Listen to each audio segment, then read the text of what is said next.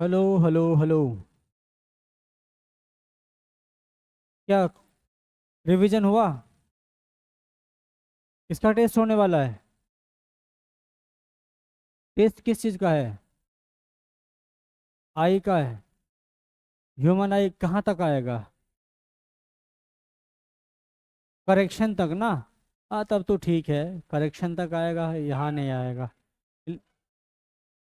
तो इससे पहले क्या बताया था, याद है? रेनबो। रेनबो फॉर्मेशन बताया था। तो बताओगे कोई, रेनबो फॉर्मेशन कैसे होता है?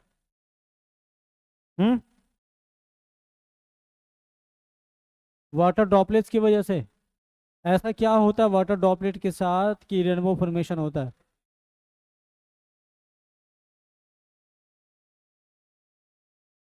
कॉन्वेक्स लेंस की तरह काम करता है।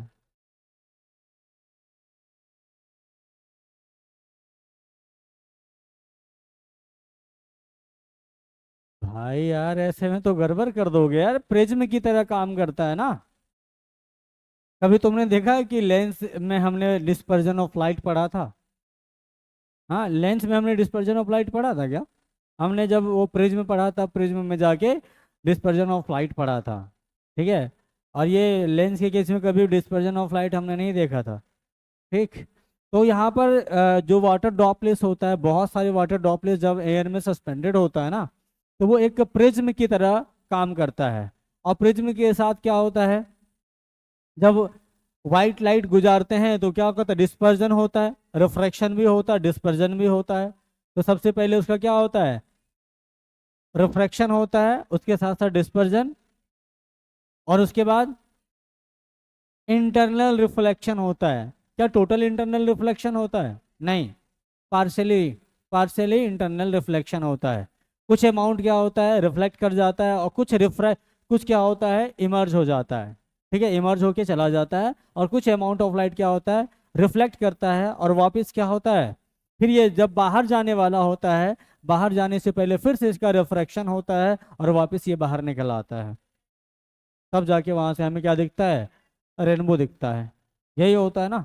यही बताया था, और बताया था डिस्पर्जन ऑफ लाइट में कुछ है। डिस्पर्जन थ्रू प्रिज्म, उसमें क्या दिखाया था, सबसे ज्यादा बेंडिंग किसकी हो रही थी, वॉयलेट की, सबसे कम किसकी, रेड की। ठीक है। अब आज हम देखने वाले हैं किसको, क्या देखेंगे आज? अरे भैया,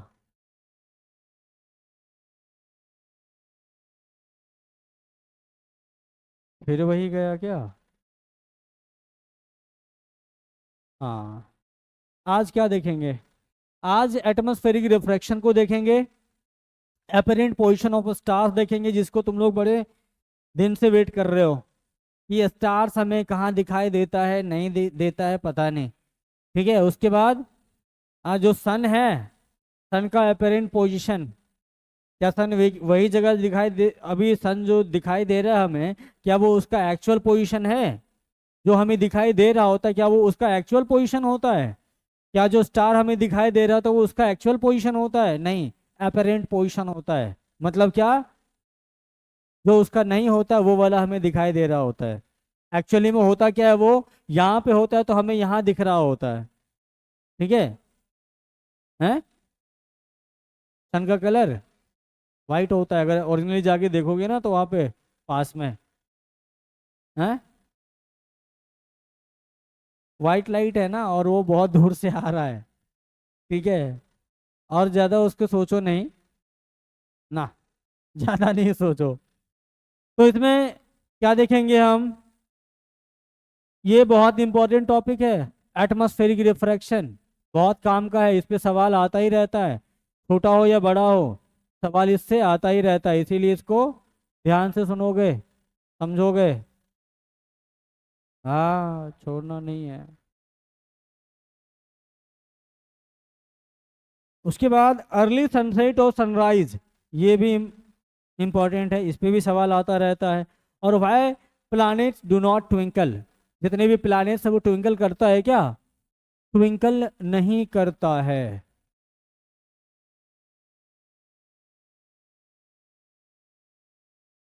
ठीक, तो इन सारे टॉपिक्स पे डिस्कस कर लेंगे आज। सबसे पहला हमारा जो टॉपिक है एटमॉस्फेरिक रिफ्रैक्शन। तो नाम से कुछ पता चल रहा है कि एटमॉस्फेरिक रिफ्रैक्शन कह रहा है, तो इसका मतलब क्या हुआ? सीधा पता चल रहा है कि भाई एटमॉस्फेरिक रिफ्रैक्शन का,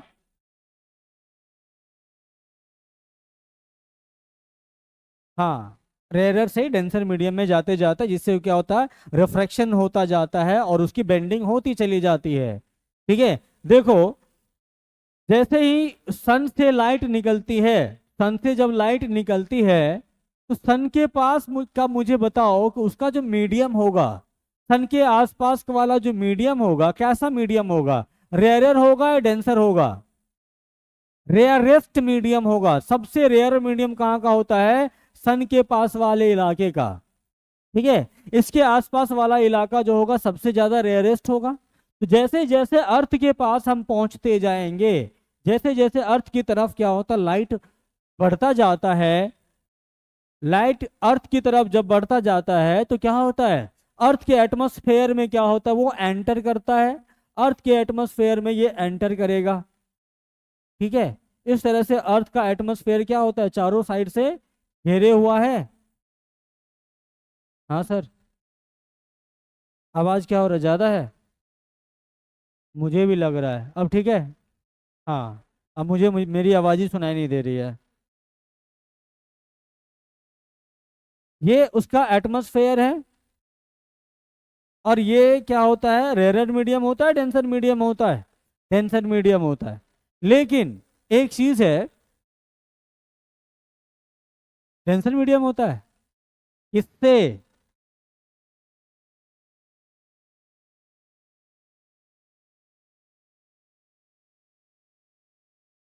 ये अर्थ है, अर्थ है। अब देखो, यहाँ का जो मीडियम है, इसके आसपास वाला जो मीडियम है, ये क्या होगा, रेयरर होगा, रेयरर मीडियम होगा। और इधर वाला क्या होगा, डेंसर मीडियम होगा। तो जैसे यहाँ से अगर हम कहते हैं कि भाई एक सनरे भेज के देखो, एक सनरे भेज के देखो, एक सनरे अगर यहाँ से तुम इस पे भेजोगे, तो क्या ये सीधा निकलेगा क्या, या ऐसा आएगा सीधा? ऐसा सीधा आएगा? नहीं होगा। हाँ, जैसे जैसे नीचे आता जाएगा वैसे वैसे क्या होगी, इसकी डेंसिटी बढ़ती जाएगी, ऑप्टिकल डेंसिटी इसकी मीडियम की बढ़ती जाएगी, वैसे वैसे क्या होगा, बेंडिंग होती जाएगी। अगर ये सीधा हम यहाँ से भेजेंगे तो पता है कहाँ जाएगा ये बेंड होके, ये यहाँ से बेंड होते हुए ना, ये रे इधर भाग जाएगी। ठीक है, लेकिन जो इधर से सीधा आ रहा था ना, इधर से जो ये सीधा आ रहा था, यहाँ से इधर की तरफ जो आ रहा था, ओ भैया, हाँ, ये इधर से जो इधर की तरफ आ रहा था ना, ये धीरे धीरे बैंड करके क्या होगा, हमारे अर्थ पे आएगा। कैसे? ये क्या होगा, यहाँ से आया और धीरे धीरे बैंड करते करते करते हमारे अर्थ पे पहुंच जाएगा। ठीक है, यहाँ पे पहुंचेगा। अब यहाँ जो हमारी आंख है, हमारी आंख क्या देखेगा कि भैया इधर से कहीं से रे आ रही होगी, इसको ये थोड़ी है ऐसी लाइट ऐसी टेढ़ी दिखाई देगी इसको। यहाँ जो जो लास्ट में जो रे हमारे पास आई है, हमें पता है कि लाइट रे क्या होता है, स्ट्रेट लाइन में ट्रेवल करता है। जो लास्टली हमारे आंख में जो रे आई है, हम क्या कहेंगे, भैया उसी के सामने से कुछ दिखाई दे रहा है। हम ये थोड़ी कहेंगे नहीं भैया इसके उधर होगा कहीं, उसको देखो जाके, वो दिखाई नहीं दे रहा। हमें क्या दिखाई दे रहा है, जो लास्ट में हमारे आंख में रे कौन सा पहुंचा है, ये ये ये। तो इसके सामने मतलब कि सन हमें यहाँ दिखाई दे रहा होगा। ठीक है, सन हमें यहाँ दिखाई दे रहा होगा।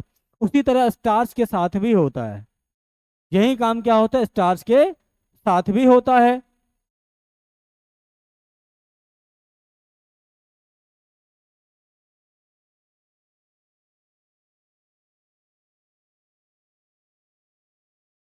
देखो, तो ये हम ब, फिर से बना के दिखाते हैं तुम्हें। ये आना चाहिए था ऐसे, छोड़ो इसको, ये आना चाहिए था ऐसे, लेकिन आता कैसा है, ये बेंड होते हुए आएगा, यहीं से मैं बेंड कर दे रहा हूँ, ठीक, ये ऐसा।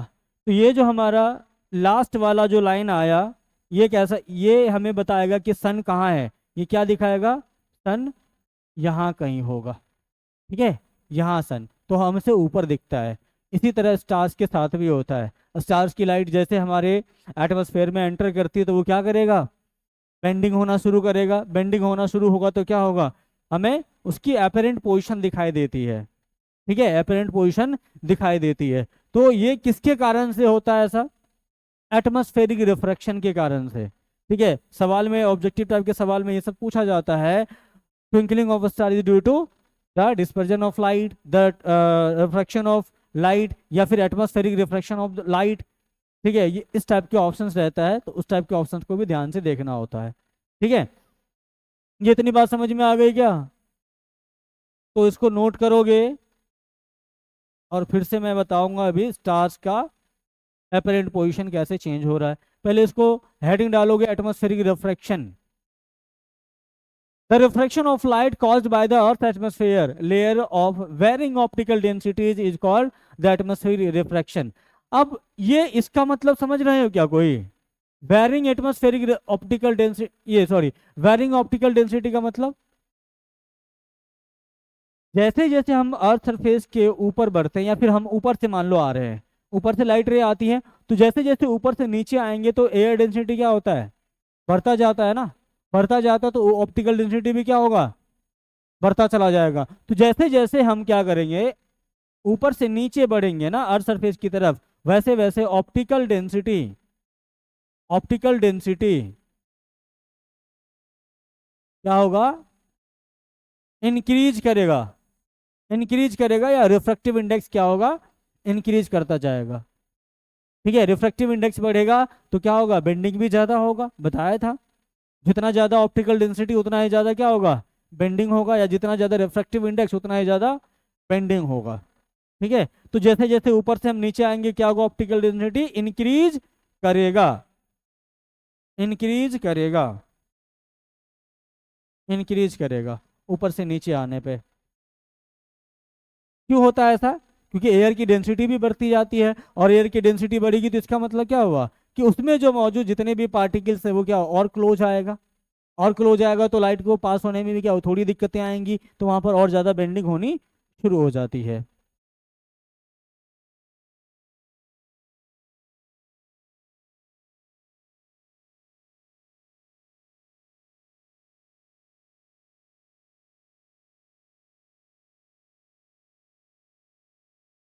अगर ये एटमॉस्फेयर नहीं होता अर्थ पे, तो क्या हमें स्टार्स ट्विंकल करते नजर आते, क्या सन हमें सन का हमें अपेरेंट पोजीशन दिखता, क्या हमें 2 मिनट डिले सनसेट या सनराइज दिखता, दिखता क्या, नहीं दिखता। क्यों नहीं, जब एटमॉस्फेयर नहीं है तो रिफ्रैक्शन भी नहीं होगा, तब वो कैसा मीडियम हो गया, वैक्यूम हो गया ना। और वैक्यूम में लाइट ट्रैवल करेगा सेम स्पीड से, सी स्पीड से ट्रैवल करेगा, यहाँ कोई रिफ्रैक्शन होगा क्या, नहीं होगा। जब रिफ्रैक्शन ही नहीं होगा तो फिर हमें ये डिलेड सनसेट और सनराइज कहाँ से दिखेगा, एटमॉस्फेयर नहीं तो एटमॉस्फेरिक रिफ्रैक्शन भी नहीं होगा। हाँ, एटमॉस्फेयर रहेगा तभी तो एटमॉस्फेरिक रिफ्रैक्शन होगा, वो नहीं है तो नहीं होगा। समझ में आई बात, जब एटमॉस्फेयर होगा तभी एटमॉस्फेरिक रिफ्रैक्शन भी देखने को मिलेगा। अगर हमारे अर्थ से पूरी तरह एटमॉस्फेयर खत्म हो जाए तो एटमॉस्फेरिक रिफ्रैक्शन हमें नहीं दिखेगा, और नहीं दिखेगा तो ना ही हमें ट्विंकल ट्विंकल करते हुए स्टार्स दिखाई देंगे, और ना ही डिलेड सनसेट और सनराइज दिखाई देगा। है, ऐसे कैसे कह सकते हो कि सनराइज नहीं होगा, है, ऐसे कैसे कह रहे हो कि सनराइज नहीं होगा, सनराइज होने में उसका क्या रोल है बताओ एटमॉस्फेयर का। सनराइज और सनसेट हमें क्यों दिखता है, ये नाइट और डे क्यों होता है, due to the earth rotation on their on axis. अपने एक्सिस पे जब वो रोटेशन करता है तभी तो दिन और रात होते हैं।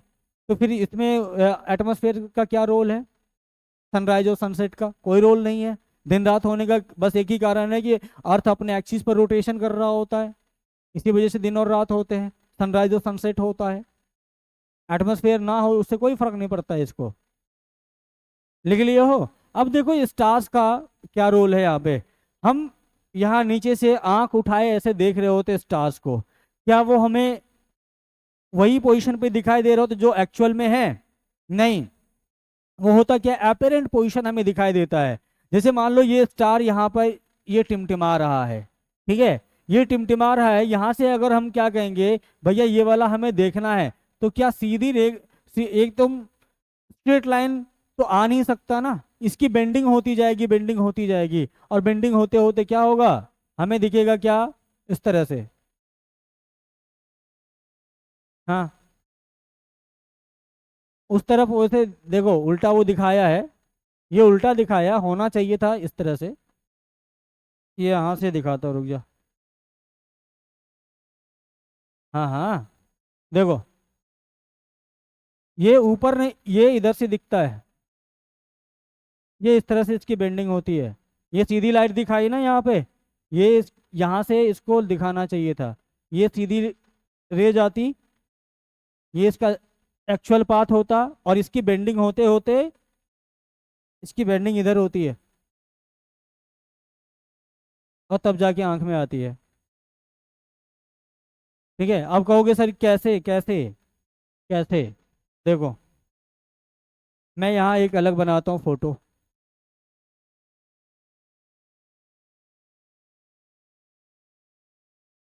यहाँ से लाइट रे आ रही है, और हमारा जो एटमॉस्फेयर का लेयर होता है, इस टाइप का कुछ होता है क्या, इसी टाइप का लेयर होता है।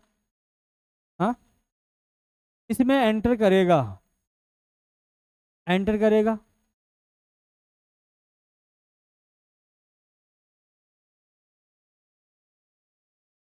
एंटर करेगा, एंटर करने के बाद क्या होगा, बेंडिंग होगा, यहाँ पर नॉर्मल डालोगे,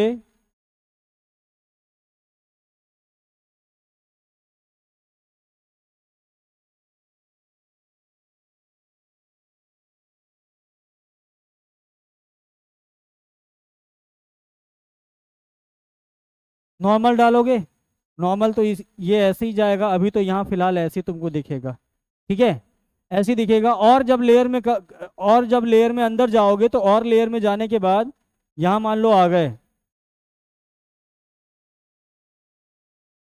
यहाँ आए, यहाँ बहुत रेयरर था, सबसे ऊपर वाला क्या होता, रेयर ही नहीं होता, धीरे धीरे हम क्या होते हैं और डेंसर मीडियम में चलते चले जाते हैं, डेंसर मीडियम बहुत ज़्यादा होता है, तो उसके बाद हम इस पर क्या होते हैं, क्या करेंगे, ये सीधा वाला थोड़ा लोगों को दिखाने दो यार, थोड़ा और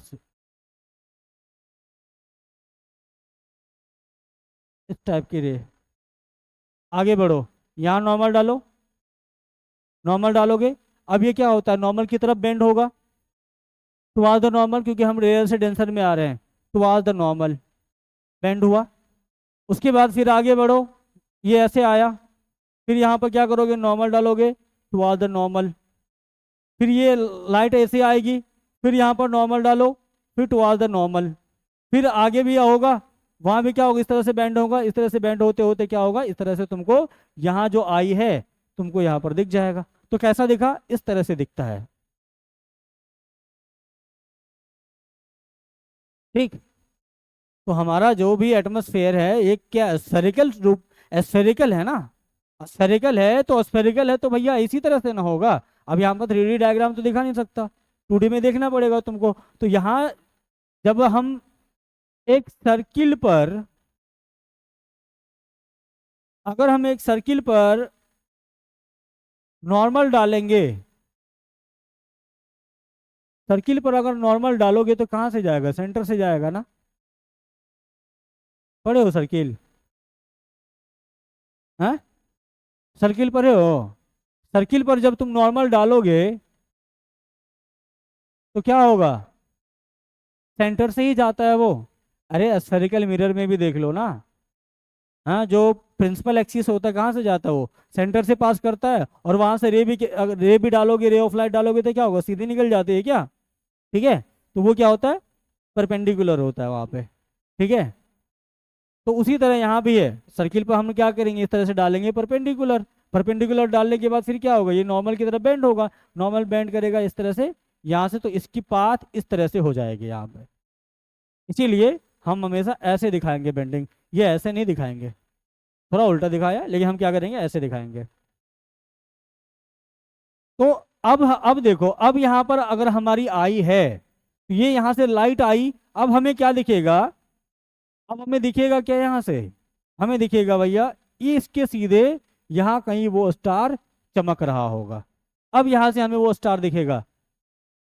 ठीक है, तो जो एक्चुअल इसकी पोजीशन है ना, इससे भी ज्यादा हाइट पर दिखता है वो, इससे भी ज्यादा दूर दिखाई देता है, लेकिन एक्चुअल में दूर है नहीं, वो रहता पास है लेकिन दिखता हमें दूर है। देख रहे हो ये क्या है, अगर यहाँ से तुम इसको देखोगे, नापोगे ना, अगर यहाँ से तुम इसको नापोगे, तो ये क्या, ये पास है, और ये क्या है, दूर है। इस हाइट से हॉरिजॉन और हॉराइजन से क्या है, वो दूर होता है। या ऐसे भी देखो, इसकी हाइट यहाँ इतना है, तो यहाँ इतना ही है।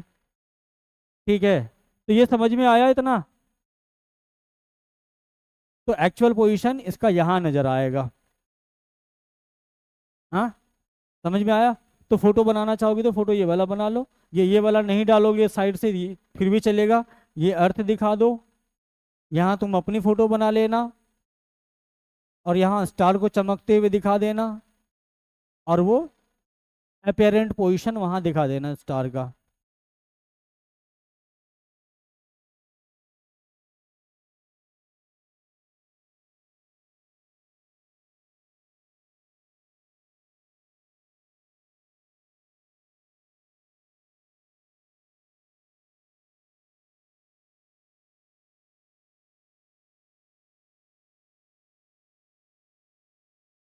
इसको समझना ही बहुत जरूरी है, अगर नहीं समझ के रखोगे ना, अगर रट के रखोगे तो दिक्कत होगा। इसलिए समझना जरूरी है। अच्छे से समझ लोगे तो कभी दिक्कत नहीं होगा, अपने से भी आंसर लिख सकते हो। रटने से अच्छा समझना आसान है कि नहीं। रटने में तुम्हारे दिमाग पर प्रेशर ज़्यादा पड़ेगा, रटने में टाइम भी ज़्यादा लगेगा, स्मार्ट वर्क नहीं है वो, हार्ड वर्क है। और पता चला कि एक लाइन भी स्लिप हो गया ना, पूरा का पूरा डेफिनेशन ना गया फिर, या एक वर्ड का भी इधर उधर हो गया ना तो गया फिर, चला जाता है। अगर वहीं तुमको समझा हुआ चीज रहेगा, समझा हुआ चीज रहेगा तो अपने शब्दों में तुम आंसर दोगे, रटा हुआ चीज नहीं। कभी कभी टीचर जो चेक कर रहा होता है कॉपी, वो ये भी देखता है ये रटा हुआ चीज है या समझा हुआ चीज है, लैंग्वेज से पता चल जाता है। अगर लैंग्वेज तुम्हारे टूटा फूटा लैंग्वेज है और चीजें तुमने सही लिखा है, तो अब तुमको ऐसा नहीं कि भाई वो मार्क काटेंगे, वो पूरा का पूरा मार्क्स देते हैं। वही अगर रटा हुआ चीज है, उसमें अगर तुमने गलती किया है ना, तब वहां पर कटेगा अच्छा सा। इसीलिए ध्यान हमेशा देना समझने पे। अगर समझ जाते हो चीजों को तो कोई दिक्कत नहीं होगा कभी भी, अपने शब्दों में उत्तर दे सकते हो आराम से। बताओ, एटमॉस्फेरिक रिफ्रैक्शन समझाने में 27 मिनट चले गए। अरे जल्दी लिखो, या ग्रुप में भिजवा दूं।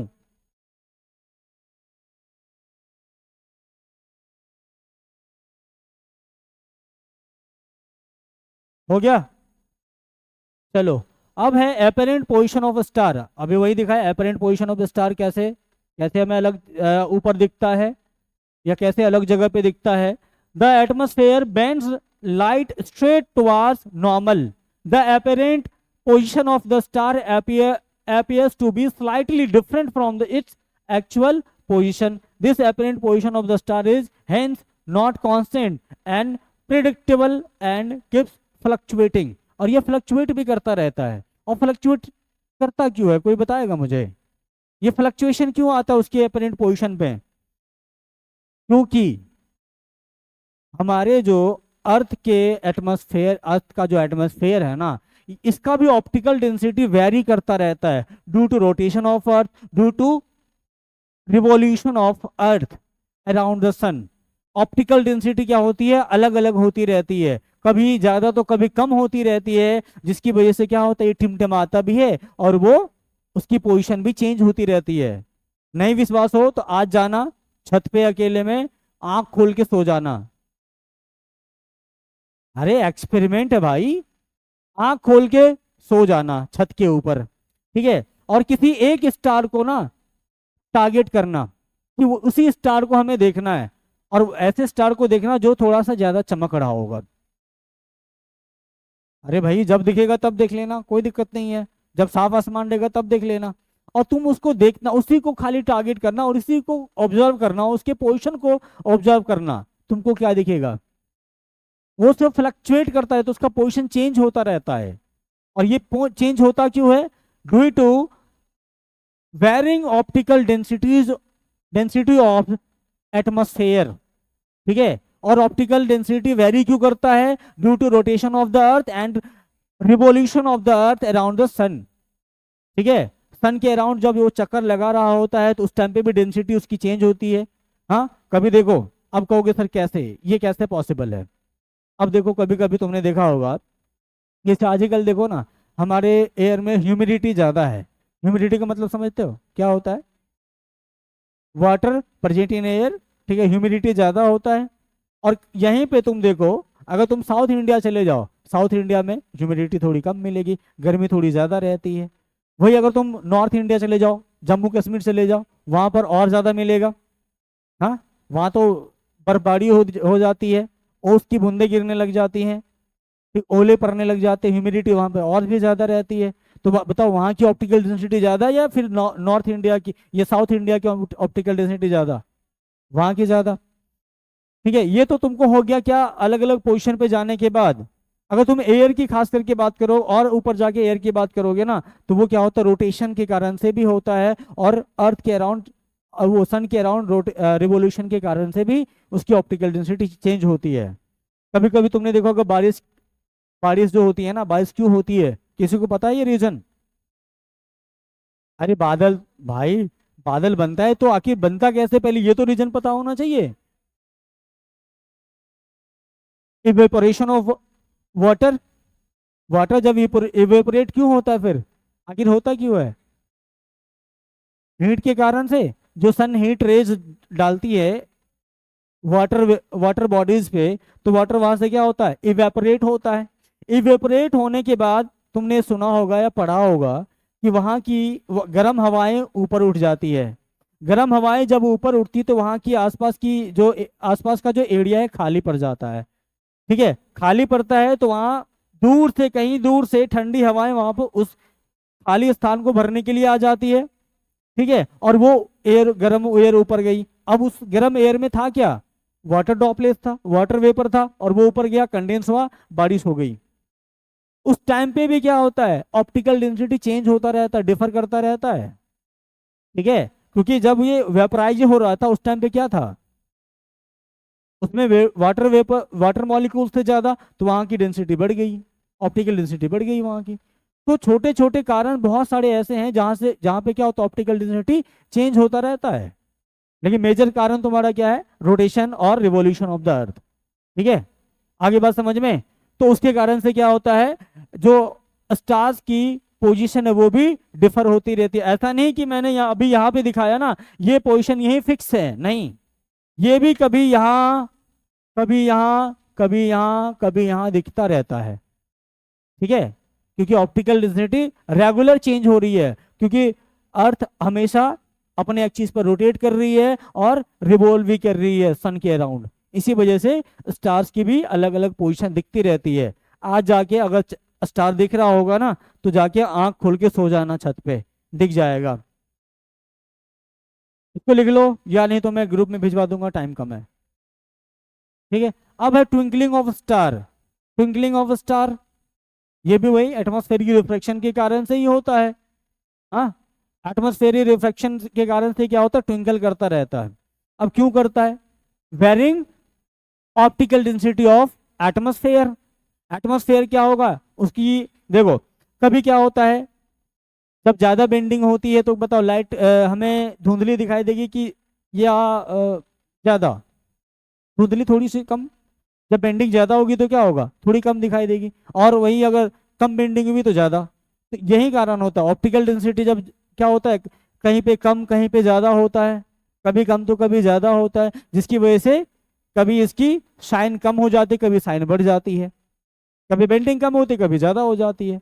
इसी वजह से ट्विंकल करते हुए नजर आता है हमेशा। ठीक है, तो वही चीज है, the twinkling of a star is due to the atmospheric refraction of starlight as a starlight undergoes continuous refraction before it reaches the earth. अर्थ पर पहुंचने से पहले बहुत बार इसका क्या होता है, रिफ्रैक्शन होता है, बहुत बार रिफ्रैक्शन ये कंटिन्यूअस होता रहता है, जिसकी वजह से हमें ट्विंकल करता हुआ नजर आता है, और इसका पोजीशन भी चेंज होता रहता है। तो इतनी सारी चीजें एक ही कारण से होता है, due to atmospheric refraction. Star की अपेरेंट पोजीशन की बात करो, ट्विंकलिंग ऑफ स्टार की बात करो, ठीक है, डिलेड सनसेट और सनराइज की बात करो, ठीक है, ये सारी चीजें किसकी वजह से होता है, एटमॉस्फेरिक रिफ्रैक्शन के कारण होता है। क्वेश्चन है कि why planet do not twinkle, कोई बताओगे? प्लैनेट जो है ट्विंकल क्यों नहीं करता है? खुद की लाइट नहीं है, इसकी वजह से ट्विंकल नहीं करता है, या और कोई रीजन है क्या? अच्छा एक बात बताओ, चांद के पास भी अपनी लाइट नहीं है खुद की, फिर भी वो लाइट को हमारे अर्थ के पास भेज तो देती है ना, हाँ, रिफ्लेक्ट तो कर देती है, लाइट तो आ रही है उससे, भले उसकी खुद की लाइट नहीं है, वो भी तो लाइट दे रही है सन की तरह, हाँ, लेकिन उसकी खुद की लाइट नहीं है, फिर भी दे तो रही है। तो इस हिसाब से हम ये भी कह सकते हैं भाई, वहां से जो लाइट आ रही है उसका भी तो रिफ्लेक्शन होना चाहिए, तो हमें ये चांद भी ट्विंकल करते हुए नजर आनी चाहिए थी, ये तो नजर नहीं आती है। और इतने सारे जो प्लैनेट्स हैं, प्लैनेट भी क्या करता है, रिफ्लेक्शन करता है, लेकिन वो भी हमें ट्विंकल करते हुए नजर नहीं आता है, क्यों नहीं आता है? साइज बड़ा होता है, सन से भी बड़ा है क्या? है, अर्थ के क्लोज है, ठीक है, अर्थ के क्लोज रहता है। तो अर्थ के क्लोज रहने से फायदा क्या है ना, जो देखो स्टार्स हमसे बहुत दूर है, हमसे दूर होने के कारण से क्या होता है, जो वहां से लाइट रेज आती है ना, वो रेज के फॉर्म में, लाइट जो आती है रेज के फॉर्म में आती है, और जो प्लैनेट्स हैं, प्लैनेट्स बहुत पास होने के कारण से जो रिफ्लेक्शन होता है लाइट रेज की, वो बीम के फॉर्म में आती है। बहुत सारे छोटे छोटे क्या है, जो जो जहां जहां से रिफ्लेक्शन होता है ना, वहां से जो लाइट रेज चलती है ना, वो बीम के फॉर्म में चलती है, और वो और हमारे अर्थ पे आती है, ठीक है, अर्थ पे आती है। जैसे मान लो ना, ये किया, ये तुम्हारा कोई भी प्लैनेट है, कोई भी प्लैनेट, अननोन प्लैनेट है, नॉन तो हमारे सारे बहुत सारे हैं, लेकिन मान लो कि कोई प्लैनेट है, वहां से लाइट रेज आ रही है, तो ये क्या है, बहुत सारे जो रिफ्लेक्शन हो रहा है इसका, यहाँ मान लो कि कोई सन है, यहाँ से रिफ्लेक्शन होगा ना, वही रिफ्लेक्शन तो हमारे ऊपर आता है ना, ठीक है। इसी को छोटा कर देता हूँ, तुम लोग कहोगे सर क्या बना दिए आप, ओ भैया, अरे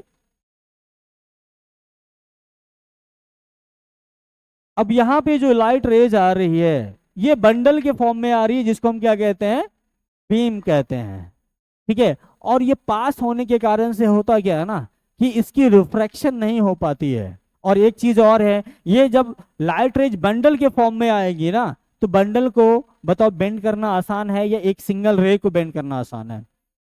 एक सिंगल रे को बेंड करना आसान होता है, और ये आती है बंडल के फॉर्म में, बीम के फॉर्म में, तो इसको जल्दी बेंड नहीं कर पाती है, ठीक है। अगर बेंड नहीं करेगी तो बताओ क्या यहाँ वाला जो पॉइंट है ट्विंकल करते नजर आएगा, या पूरा एक का पूरा एक प्लैनेट ट्विंकल करते नजर आएगा? नहीं आएगा।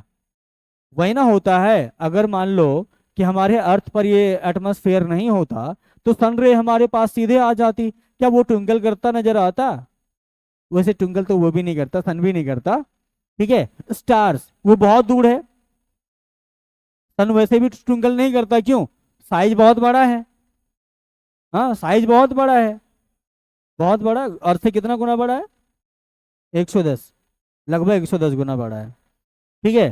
तो वहां से जो लाइट रेज आती है ना, वो बंडल के फॉर्म में आती है, बीम के फॉर्म में आती है, जिसकी वजह से सन हमें ट्विंकल नहीं करता हुआ नजर आता है।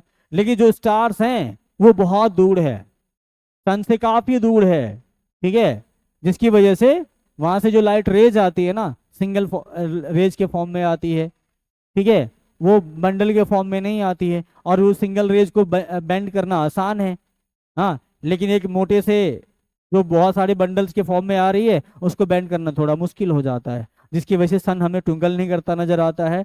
और जो भी प्लैनेट्स है, वो प्लैनेट्स भी हमें ट्विंकल करते नजर नहीं आता है, यहाँ तक कि हमें चांद भी ट्विंकल करते नजर नहीं आता है। क्यों? क्योंकि वहां पे जितने भी पॉइंट से रिफ्लेक्शन होता है लाइट का, वो सीधा हमारे अर्थ के एटमॉस्फेयर में बीम के रूप में पहुंच जाता है। ठीक है, और बीम के रूप में पहुंचेगा तो वो उसका बेंडिंग आसान नहीं होता है, जिसकी वजह से हमें चांद भी ट्विंकल करता हुआ नजर नहीं आता है। ना ही वेनस, वेनस क्या ट्विंकल करते नजर आता है? नहीं। ट्विंकलिंग करने का मतलब क्या है? कभी उसकी इंटेंसिटी कम होना, कभी उसकी इंटेंसिटी ज्यादा होना, ये होता है ट्विंकलिंग। ठीक है, ट्विंकल करने का मतलब क्या है? कभी उसकी इंटेंसिटी कम हो जाना, कभी ज्यादा हो जाना, ये ना ट्विंकल है। और क्या होता है कि एकदम से ये ऐसा तुमको दिख रहा था, दिख रहा होगा तुमको ऐसा, ये सिंग वाला आदमी जैसा दिख रहा होगा, है?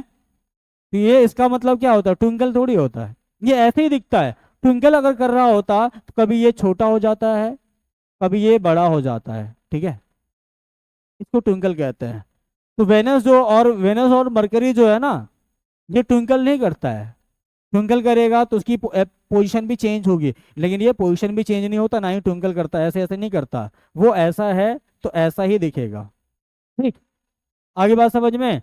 तो इसी वजह से क्या होता है, यहाँ पर ट्विंकल करता हुआ नजर नहीं आता है। जितने भी प्लैनेट्स हैं, इसका एपरेंट पोजीशन भी चेंज नहीं होता है। उसके बाद है एपरेंट, सॉरी, एप्लीकेशन किसका? एडवांस सनराइज और डिलेड सनसेट का। ठीक है, ये अर्थ है हमारी। अर्थ पे तुम यहाँ पर खड़े हो, तुम देख रहे हो सुबह में, हाँ सुबह में देख रहे हो सन को कि कहाँ दिख रहा है। तो जब भी सनराइज होता है ना, ये 2 मिनट पहले का सनराइज, हम 2 मिनट पहले का ही सन दिखाई देता है। 2 मिनट पहले का सनराइज, सन देखने का मतलब क्या है? एक लाइन होता है होराइजन, ये वाला लाइन होता है होराइजन का। अर्थ सरफेस के सीधा सामने वाला जो लाइन होता है, हम खड़े हैं ना, यहां से सीधा एक लाइन मारो, तो वो जो लाइन है वो क्या? होराइजन होता है। ठीक है, हॉरिजॉन्टल हम कहते हैं ना, हॉरिजॉन्टल लाइन, वो कौन सा लाइन होता है? ये हॉरिजॉन्टल लाइन होता है ना, बस इसको हम क्या कहेंगे? होराइजन कहते हैं। ठीक है, होराइजन होता है। अब जब सनराइज हो रहा होता है, तो जब 2 मिनट पहले इस होराइजन से जब 2 मिनट पहले ही सन होता है ना, वही हमें दिख रहा होता है। मतलब तुम क्या देख रहे हो पता है? फ्यूचर देख रहे हो कि पास्ट देख रहे हो? 2 मिनट पहले का तुम देख ले रहे हो। क्या देख रहे हो? 2 मिनट पहले की चीज को देख ले रहे हो अभी, तो क्या देख रहे हो? फ्यूचर। ठीक है, फ्यूचर देख रहे हो ना, 2 मिनट पहले वाले सन को देख रहे हो तुम अभी, ये क्या है? फ्यूचर ही तो है। और सनसेट के टाइम पे क्या होता है? 2 मिनट बाद के सन को तुम देख रहे होते हो, पास्ट भी देख लेते हो। ठीक है, इसी बेसिस पे एक एक थियोरी है, जो स्टार्स हैं हमसे काफी दूर है ना, हमसे काफी दूर है। एक चीज और देखो, सन से अर्थ पर लाइट को आने में कितना टाइम लगता है? 8 मिनट। तो जो हमारी आंखों में लाइट पहुंचती है सन की, वो कितने मिनट पहले की होती है? 8 मिनट पहले की होती है। तो मतलब 8 मिनट पहले तुम 8 मिनट पहले वाली चीज को तुम देख रहे हो ना, अभी देख रहे हो। वही अगर स्टार की बात करो ना, स्टार से जो लाइट आ रही है, जो अभी तुमको ट्विंकल करते नजर आ रहा होगा, हो सकता है वो 10 साल पहले का हो, जो अभी तुम्हारी आंख में पहुंचा है। हो सकता है वो 20 साल पहले का हो सकता है 2000 साल पहले का भी हो सकता है वो। हाँ, हाँ। ठीक है, क्योंकि हम अभी यहीं पर देख रहे हैं ना, कि हम 2 मिनट पहले के सन को अभी देख ले रहे हैं, और इधर जब आएगा सनसेट होने के लिए, तो 2 मिनट बाद के सन को अभी हम देख ले रहे हैं। पास देखना पॉसिबल नहीं है। ठीक है, लेकिन अगर स्टार्स की बात करें ना, स्टार्स जो हमारे पास सनरेज वो रेज छोड़ रहा है ना, जो हम अभी उसको ट्विंकल करते नजर देख रहे हैं, वो हो सकता है उसकी डिस्टेंस के अनुसार हो सकता है 2000 साल पहले एक बार 2000 पहले की लाइट हमारे आंख में आ रही होगी। पता नहीं। ठीक है, तो ऐसा भी होता है। आगे बात समझ में? तो चलो वो सब बाद की बात है, वो बहुत डीप बात है, उस पर ज्यादा चर्चा नहीं करेंगे, चर्चा करते हैं इस पे। तो देखो, जब सनराइज हो रहा होता है, तो सन यहीं पे होता है, ये नीचे ही होता है, होराइजन से नीचे ही होता है। जब होराइजन से नीचे होता है ना, तो सन हमें दिखाई नहीं देता है। जब होराइजन के ऊपर आता है ना, तुमने देखा होगा सुबह सुबह सनराइज होता है, तो होराइजन के जब ऊपर आता है तब हमें दिखता है। ठीक है, तो ओरिजिनली में जब ये नीचे ही रहता है ना, तभी से ही हमें दिखना शुरू हो जाता है। क्यों दिखता है? क्योंकि देखो यहाँ से ये क्या करता है, अपनी रेज को क्या करेगा, ये तो हमेशा हर डायरेक्शन में रेज छोड़ता है ना, ये भी क्या करेगा, अपनी रेज को छोड़ेगा, छोड़ेगा इस तरह से रेज। ठीक है, इस तरह से अपनी रेज को छोड़ेगा। जैसे इधर से आ रहा आएगा तो ये क्या होगा, अर्थ के एटमॉस्फेयर में एंटर किया, एंटर करने के बाद फिर क्या होगा, इसकी बेंडिंग शुरू हो जाएगी। हाँ सर, हाँ, बेंडिंग शुरू हो जाएगी। अब ये बेंड करते करते करते करते करते करते हमारी आंखों में इस तरह से पहुंच गई। ठीक है, तो हमने क्या देखा, हम देख रहे हैं भैया यहां से लाइट आ रही है, मतलब सन यहां है। ठीक है, जबकि ये 2 मिनट पहले की स्थिति हम देख रहे हैं अभी। ठीक है, हम अभी इस वाले सन को यहां देख रहे हैं। आगे बात समझ में, और ये किसका जादू है, एटमॉस्फेरिक रिफ्रैक्शन का है। वही ये सब खेल कर रहा है, हम कुछ नहीं कर रहे हैं। ठीक है, हम कुछ नहीं कर रहे, क्या कौन कर रहा है, ये एटमॉस्फेरिक रिफ्रैक्शन के कारण से हो रहा है। ठीक है, तो ये समझ में आ गई बात कि एटमॉस्फेरिक रिफ्रैक्शन के कारण से डिलेड सनसेट और सनराइज होता है। उसी तरह से अगर हम सनसेट की बात करें ना, तो सनसेट में अगर यहाँ पे सन है ना, तो हमें यहाँ दिख रहा होगा, ये यहाँ पर पहुंच गया है, ये सब जगह रेज अपनी छोड़ रहा है। यहाँ जाएगा सीधे, अगर मान लो ये रेज, ए भाई, हाँ, ये ऐसे जाना था, तो एटमॉस्फेरिक रिफ्रैक्शन के कारण से क्या होगा, ऐसे आएगा, रुको, गैदरिंग हो जाएगा नहीं तो, हाँ, इसको भी हटाना होगा, हाँ, ये हर डायरेक्शन में छोड़ रहा होगा रेज को, तो यहाँ से बेंडिंग होनी शुरू हो जाएगी, इसकी आंख में पहुंच जाएगी, तो ये क्या देखेगा, ये क्या देखेगा, ये कुछ इधर से लाइट रेज आ रही होगी। ठीक है, तो सनसेट के टाइम पे भी यही होता है, एटमॉस्फेरिक रिफ्रैक्शन के कारण से जो 2 मिनट पहले ही डूब गया होता है, उसको हमें यहाँ पर देखना पड़ रहा होता है। आगे बात समझ में, तो डिलेड सनराइज और सनसेट में, या डिलेड सनराइज या डिलेड सनसेट में कितने मिनट का डिफरेंस होता है, 2 मिनट का डिफरेंस होता है। इतनी बात समझ में आ गई, इसको भी नोट कर लोगे। हाँ, during sunrise and sunset, when the sun is just below the horizon, the light from the sun, while coming towards the earth, suffers refraction from rarer to a denser layer, and so it bends towards the normal. At each refraction, due to the continuous bending of light at different successive layers, the sun can be seen even when its actual position is just below the horizon. ठीक है, तो इतनी बात समझ में आ गई। अरे भैया खत्म हो गया,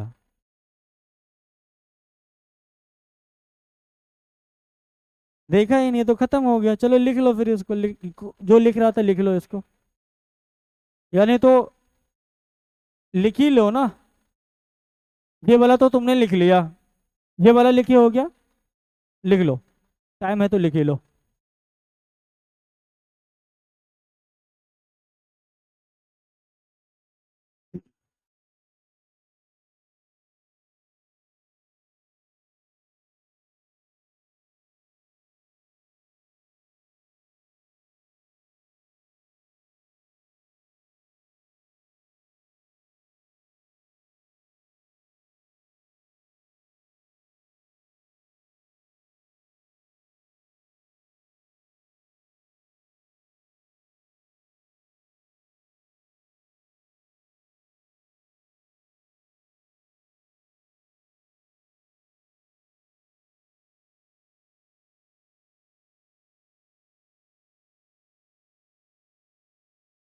इसके बाद है स्कैटरिंग ऑफ लाइट, वो भी पढ़ेंगे।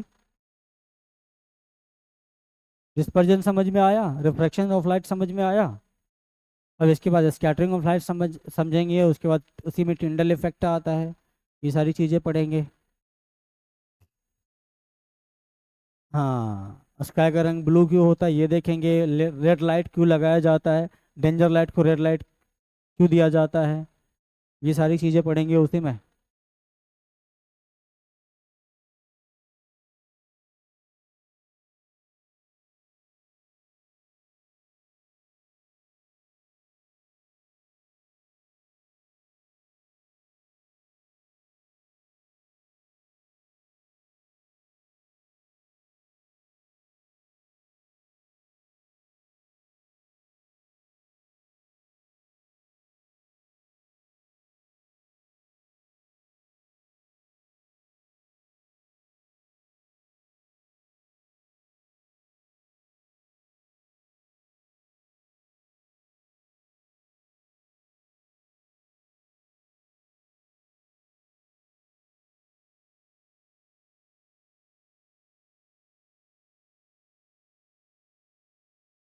राइटिंग सुधारो तुम।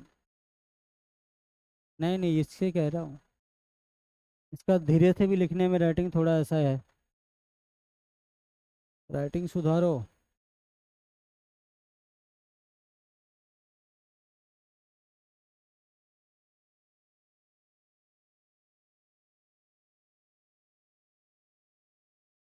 हो गया? किसी का बाकी है? हो गया? अगला है ट्विंकलिंग ऑफ स्टार्स। पहले हेडिंग डालो ट्विंकलिंग ऑफ स्टार्स, उसके बाद लिखोगे।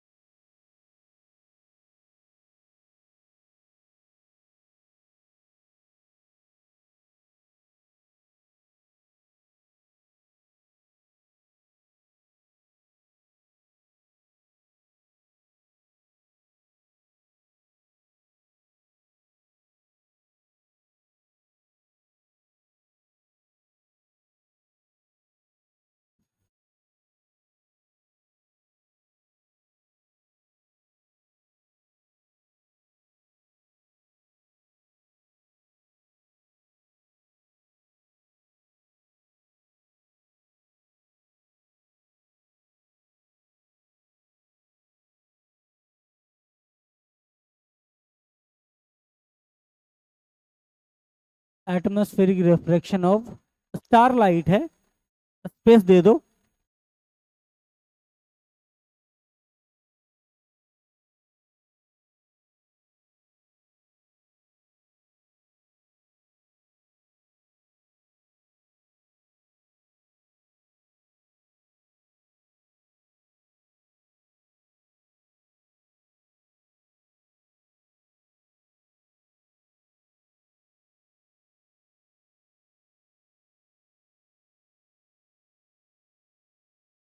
हेलो हेलो हेलो, हाँ।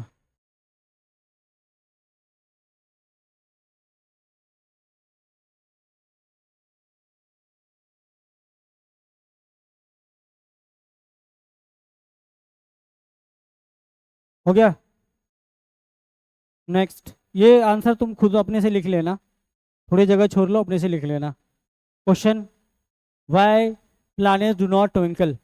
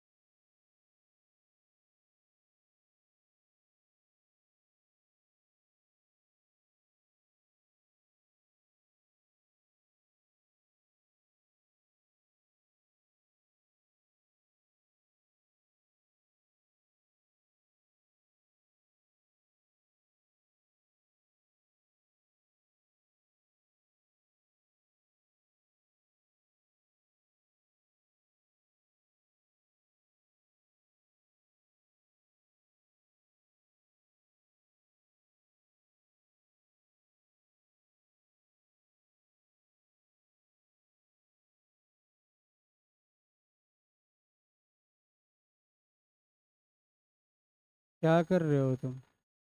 तोड़ दिया उसको?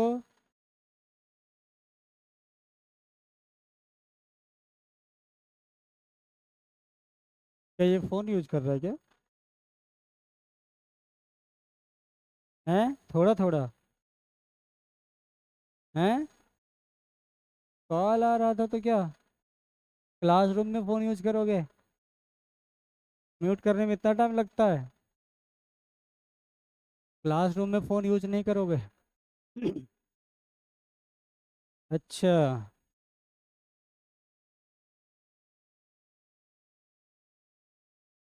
ये इम्पोर्टेंट है। अगली बार मुझे लगता है जब सब्जेक्टिव होगा ना, ये वाला सवाल जरूर आएगा। दिमाग में छाप लो या कहीं भी छाप लो, रट्टा नहीं मारना है, बस समझ लो। वही ना, रट्टा नहीं मारना है, समझ लिए हो? समझने में कोई दिक्कत? सबको समझ में आ गया क्यों होता है ऐसा? हाँ? कोई दिक्कत है? नहीं है ना? चलो फिर, अगली बार हम मिलेंगे तो क्या पढ़ेंगे? वैसे सैटरडे को आओगे क्या तुम लोग? एसएसटी का भी होगा, ठीक है, तब तो कोई दिक्कत ही नहीं है। मिलेंगे फिर सैटरडे को ही। डाउट वगैरह लेके आना।